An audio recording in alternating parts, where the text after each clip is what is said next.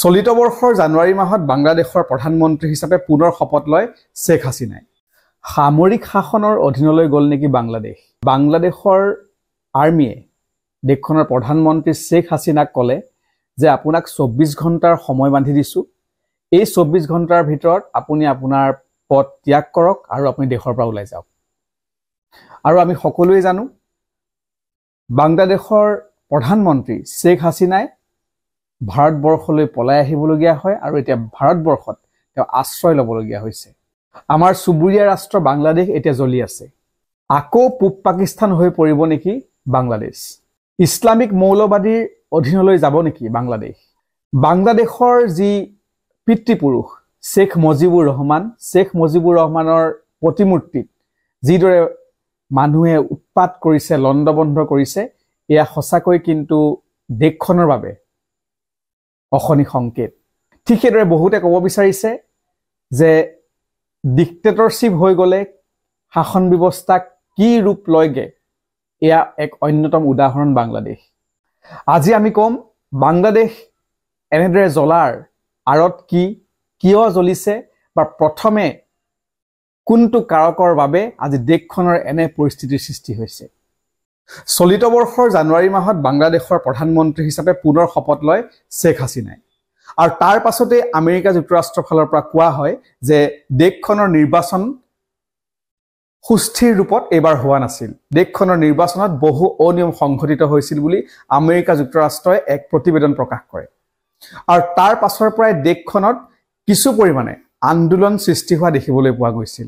আৰু এটা সময়ত এই আন্দোলন যদিও চৰকাৰে নিয়ন্ত্ৰণ কৰিবলৈ সক্ষম হৈছিল, কিন্তু বহুতৰ মনত উমি উমি সেই জুইকুৰা জ্বলি আছিল।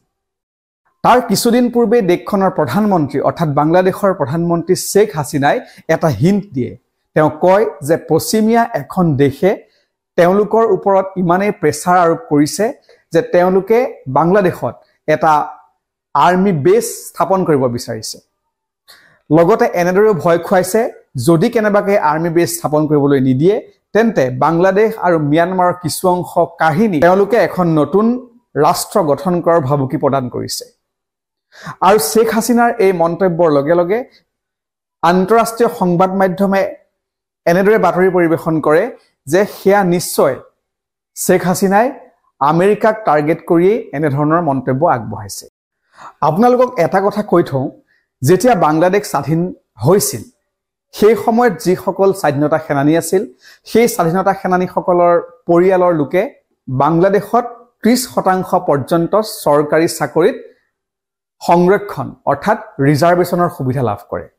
কিন্তু 2018 চনত এই ব্যৱস্থাটোক লৈ বাংলাদেশত এটা প্ৰটেষ্ট আৰম্ভ হয়। আৰু তাৰ পাছত বাংলাদেশৰ সেই সময়ৰ চৰকাৰে কি কৰে, এই যি সংৰক্ষণৰ ব্যৱস্থা আছে সেই সংৰক্ষণৰ ব্যৱস্থা বাতিল কৰি দিয়ে।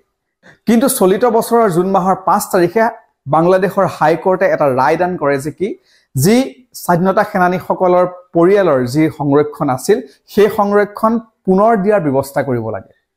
আৰু তাকে লৈ দেশখনত সাংঘাতিক ধৰণৰ প্ৰটেষ্ট হয়। প্ৰটেষ্টে এনে ৰূপ পায়গে চাৰিওফালে হিংসা, হত্যা, আনকি বহু বৃহৎ সংখ্যক ছাত্ৰ ছাত্ৰী তথা বাংলাদেশৰ লোক ৰাজপথলৈ ওলাই আহি পৰিৱেশ উত্তাল কৰি তোলে। পিছত দেশখনৰ উচ্চতম ন্যায়ালয়ে প্ৰতিবাদকাৰীৰ সিদ্ধান্ত মানি লয় যদিও বাংলাদেশী নাগৰিকসকলৰ মনত উমি উমি এই জুইকুৰা জ্বলিয়ে থাকে। আৰু যিসমূহ নিহত পৰিয়াল আছিল সেই নিহত পৰিয়ালবোৰৰ ক্ষতিপূৰণ আৰু ন্যায্য প্ৰাপ্তিৰ দাবীত পুনৰ শনিবাৰৰ পৰা এক বৃহৎ আন্দোলন আৰম্ভ হৈ উঠে। আৰু এই আন্দোলনে এনে ৰূপ পায়গে যে দেশখনৰ প্ৰধানমন্ত্ৰীক পদত্যাগ কৰিবলৈ বাধ্য কৰায়। লগতে তেওঁলোকৰ যি পিতৃপুৰুষ শেখ মুজিবুৰ ৰহমানৰ প্ৰতিমূৰ্তি ভাঙি লণ্ডভণ্ড কৰি পেলায়। বাংলাদেশৰ বুদ্ধিজীৱীসকলে মন্তব্য কৰিছে যে গণতন্ত্ৰ হত্যা কৰাৰ ফল এতিয়া পাইছে শেখ হাছিনাই। আজিৰ পৰা কেইমাহমান পূৰ্বে 98% ভোট লাভেৰে দেশখনৰ শাসনভাৰ পুনৰ লোৱা শেখ হাছিনাৰ আজিৰ এই অৱস্থা কিয় হ'বলৈ পালে? আজি শেখ হাছিনাৰ চিন মুকাম নাইকিয়া কৰি দিব বিচাৰিছে দেশখনৰ আন্দোলনকাৰীসকলে। ইমানেই নহয়, এতিয়া নিজৰ প্ৰাণৰ শংকাত শেখ হাছিনা ভাৰতবৰ্ষলৈ আশ্ৰয় বিচাৰি আহিবলগীয়া হৈছে।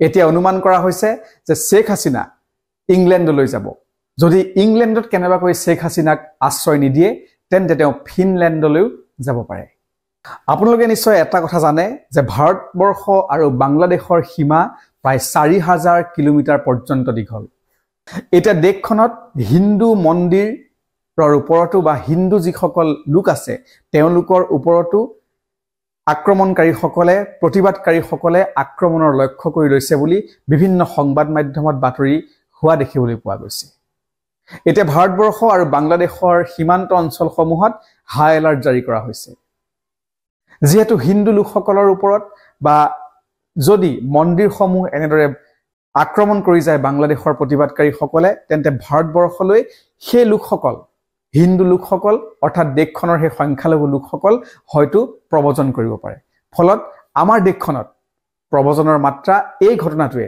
বৃদ্ধি কৰিব পাৰে বুলি অনুমান কৰা হৈছে ঠিক সেইদৰে বাংলাদেশ আৰু ভাৰতবৰ্ষৰ যি আন্তঃৰাষ্ট্ৰীয় বৈদেশিক সম্পৰ্ক সেয়া অতি সুমধুৰ আছিল শেখ হাছিনা আৰু প্ৰধানমন্ত্ৰী নৰেন্দ্ৰ মোদী বা পূৰ্বৰ কংগ্ৰেছৰ যিসকল প্ৰধানমন্ত্ৰী আছিল তেওঁলোকৰ দিনত ইফালে চীন আৰু পাকিস্তানৰ লগত ভাৰতৰ সম্পৰ্ক তিক্ততাপূৰ্ণ আৰু এতিয়া শেখ হাছিনাৰ পদত্যাগৰ পাছত যেহেতু দেশখন সামৰিক বাহিনীৰ অধীনলৈ গ'ল এতিয়া ভাৰতবৰ্ষৰ সৈতে বাংলাদেশৰ যি মধুৰ সম্পৰ্ক আছিল সেই সম্পৰ্কত আচুৰ পৰিব নেকি বা পাকিস্তান আৰু চীনে ইয়াৰ সুবিধা গ্ৰহণ কৰিব নেকি বুলি বহুতে মন্তব্য কৰিছে ইফালে বাংলাদেশৰ এই সমগ্ৰ ঘটনাক লৈ এতিয়া উদ্বিগ্ন ভাৰত চৰকাৰ ভাৰতবৰ্ষৰ প্ৰধানমন্ত্ৰী নৰেন্দ্ৰ মোদীয়ে ঘটনাৰ সন্দৰ্ভত ইতিমধ্যে ভাৰতৰ উচ্চপদস্থ যিসকল বিষয়া আছে তেওঁলোকৰ সৈতে আলোচনাত মিলিত হৈছে লগতে বাংলাদেশত যিসমূহ ভাৰতীয় নাগৰিক আছে সেই সকলৰ সুৰক্ষাৰ দিশটোৰ প্ৰতিও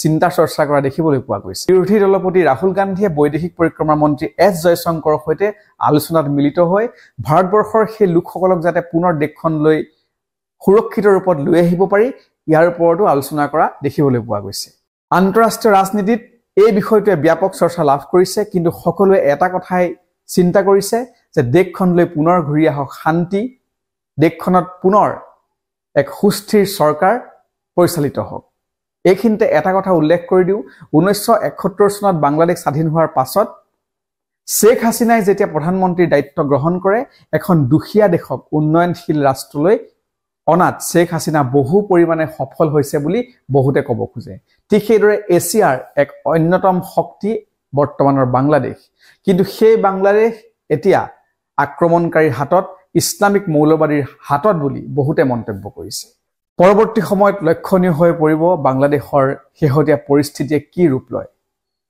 বা দেশখনৰ এই বিষয়ত ৰাষ্ট্ৰসংঘ বা আন্তঃৰাষ্ট্ৰীয় সংস্থাসমূহে হস্তক্ষেপ কৰিব নেকি বা দেশখনৰ এনে পৰিস্থিতিৰ বাবে প্ৰকৃততে কোন জগৰীয়া সেই ওপৰতো সকলোৰে দৃষ্টি অটুট থাকিব আজিৰ ভিডিঅ' ইমানেই পৰৱৰ্তী ভিডিঅ'ত পুনৰ লগ পাম